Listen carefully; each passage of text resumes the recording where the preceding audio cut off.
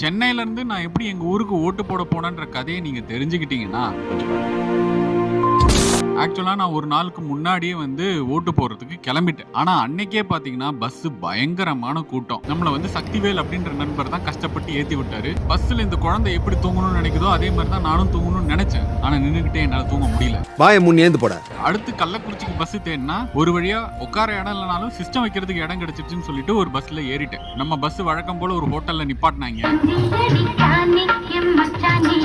நான் ஒரு 12 மணிக்கு ஏறி இருப்பேன். காலைல 6 மணிக்கு சூரிய வெயில் சுல்லுன்னு சுட்டரிக்குது. அடுத்து அப்படியே வந்து எலெக்ஷனை பத்தி பாக்குறப்ப வந்து 4 முனை போட்டி அப்படின்றாங்க.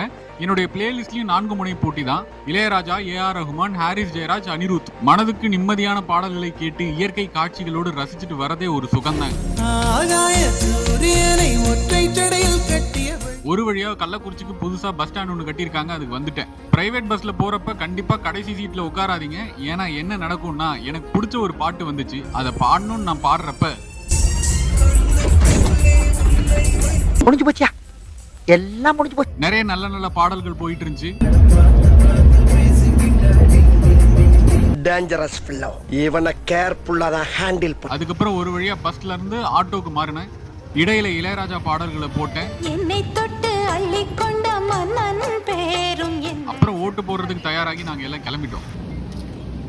கிளம்புறதுக்கு முன்னாடி ஒரு சின்ன பிடிவாதம். எங்க வீட்டுல வந்து கண்டிப்பா டீ குடிச்சிட்டு தான் போகணும். நான் இவ்வளவு டீ குடிக்க காரணம் யாருன்னு கேக்குறீங்கல்ல, இவங்க தான்.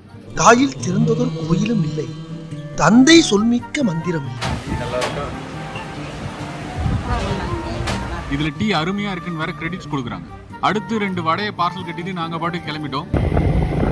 இயற்கை காட்சிகள் சூழ நாங்க போன ஊர் மலைக்கோட்டாலம். அந்த ஊரோட போர்டு பேர் எடுக்க முடியல, அதனால நானே உங்களுக்கு டைட்டில் போடுறேன்.